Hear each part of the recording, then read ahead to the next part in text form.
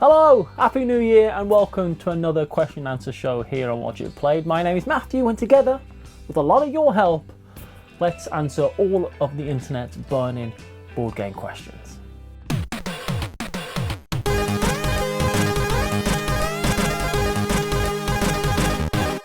Let's get right into it with the first question, which is, did you keep last year's board game resolutions? No.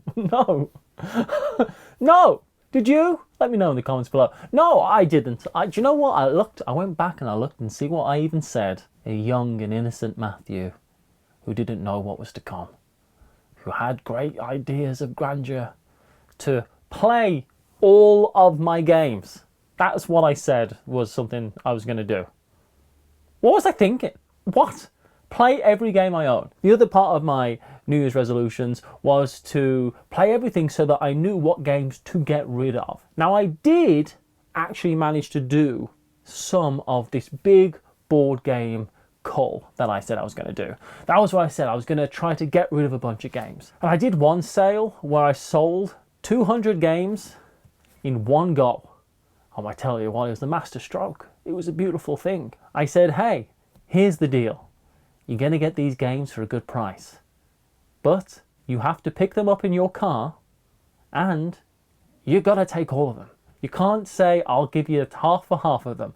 Oh no, you have to take all of them. And some of the games I got rid of were worth 50, 60, 70, 100 pounds.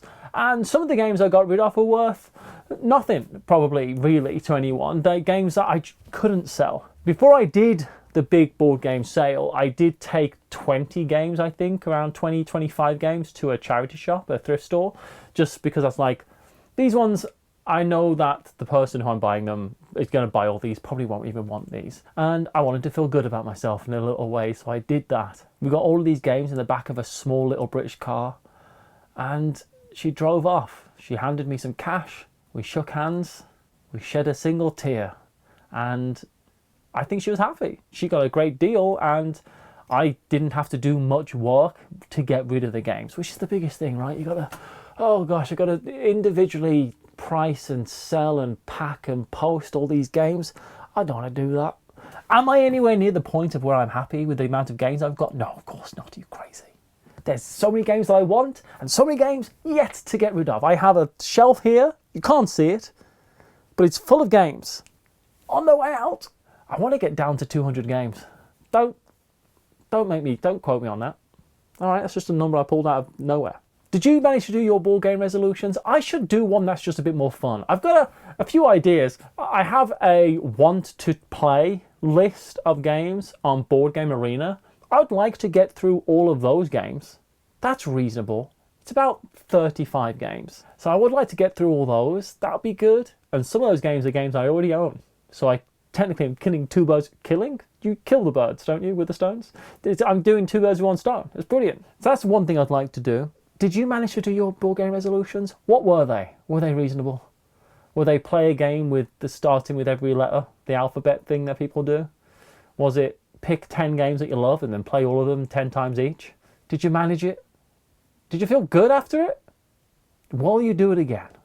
Let me know. But before we go on to the next question, here is the sponsor who, in part, helped make this episode possible. This episode is made possible in part by Legends of the Deep, a new expansion for Oceans from North Star Game Studio. Prepare for all new strategies and challenges because this expansion turns the scientific ecosystem on its head by introducing creatures from cultural mythology and fantasy from around the globe. And discover fantasy and mythology illustrated by artists from around the world. Legend cards grant powerful benefits such as affecting all of your specimens or even impacting the entire sea. Create new, powerful combos and make your games of Oceans the stuff of Legends right from the start of the game. Follow the link in this video's description to dive right into Oceans, Legends of the Deep, available in stores across the land right now. The next question is going to harken back to a young, innocent Matthew who's full of whimsy and believes that things can change. And that's, what are you looking forward to this year?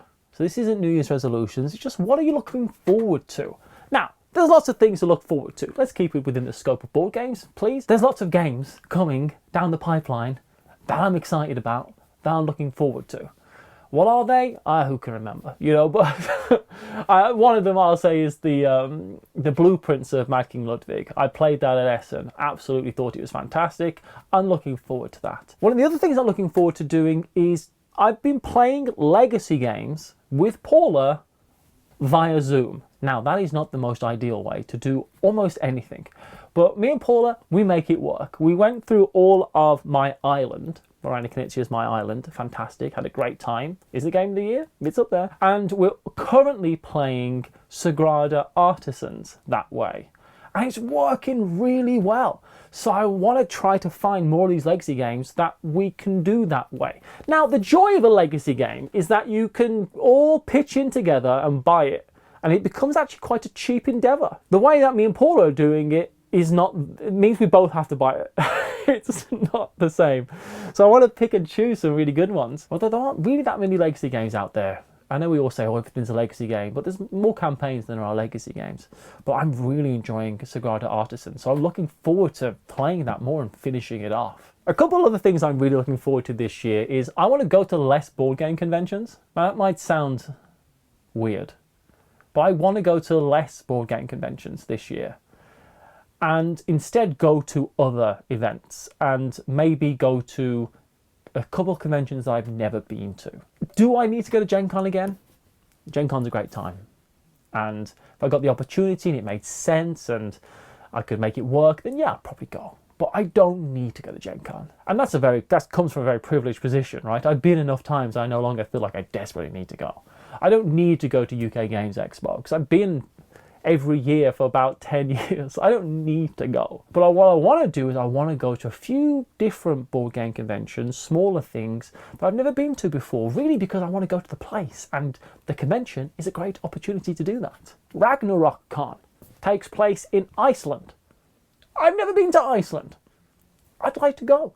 I've met a few people already from there at Essen, and it sounds like a great time. And then I could go see a volcano. That type of stuff. That sounds fun and exciting to me personally, and that really kind of like, for me, that's what my brain likes, is to go to different places and see things and that kind of thing. So yeah, Ragnarok Con. I know a few people that went and they had a great time. I want to do that.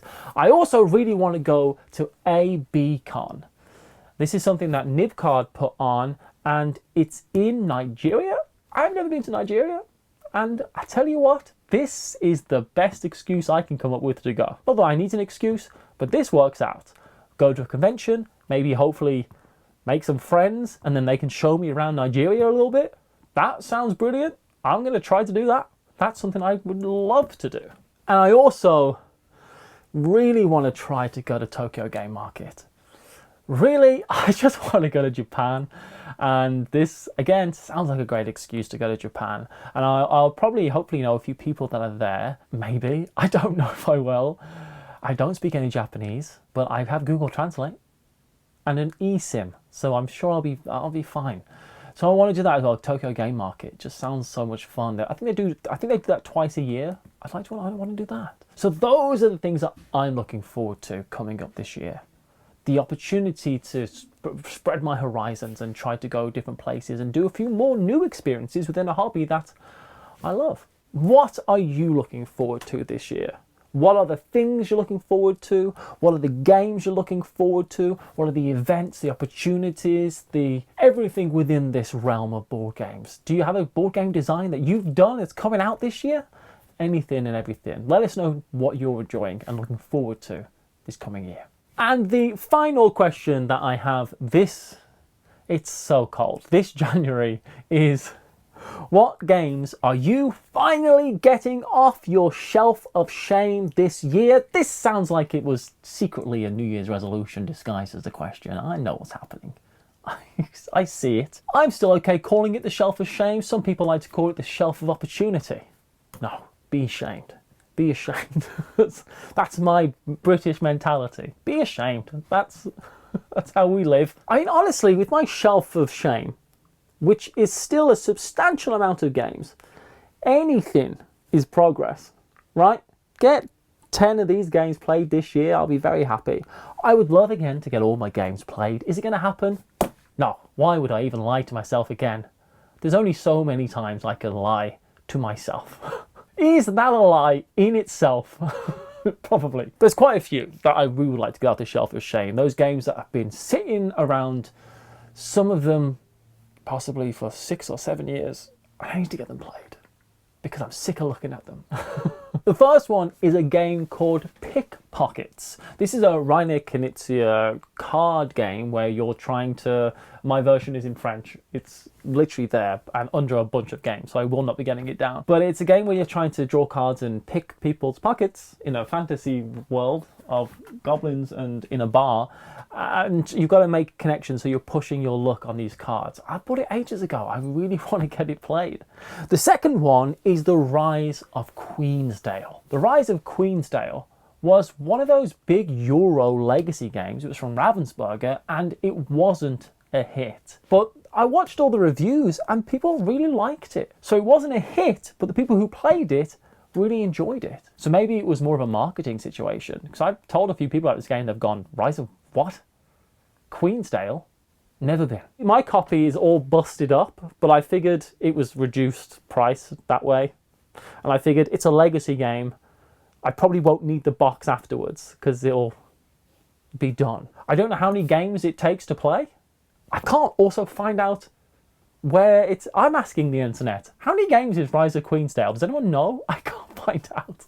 I want to find out somewhere where I don't also get spoilers on the game. So I just need to know an answer.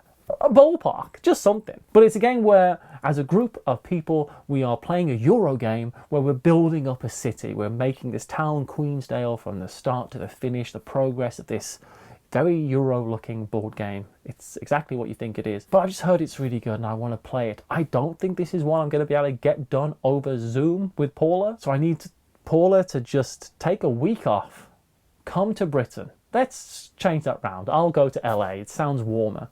And just play this and get through it. I'm desperate to get this one off my shelf of shame. I really want to play it. A couple more Knizia games I've got. One is called Spectaculum. I can never remember what this game is called. Spectaculum, which is a stock market commodity game set in a magical world. I've had that for years. Yet another Reiner Knizia one is Orongo, which is just there. You can't see it. I want to get that one done. People say it's a real hidden gem of a Knizia game with blind bidding, I think it has in it, and you're trying to get points, let's be honest. I want to get that one played. Every game on my shelf that I haven't played is a game I want to get played. I got them for a reason, you know?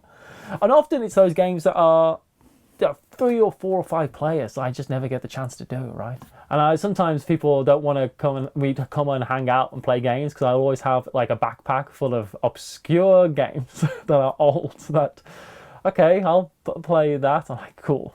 But sometimes they are the best gems and that's really what I love. But it has to be said, the games aren't going anywhere. They can just sit on my shelf. They're not deteriorating, they're not turning to dust. There is time. But I would just love to get the games that I've been so excited about that I've bought. There's a lot of games I get excited about, never buy. A lot of games I get excited about and think, oh, I'll play someone else's copy.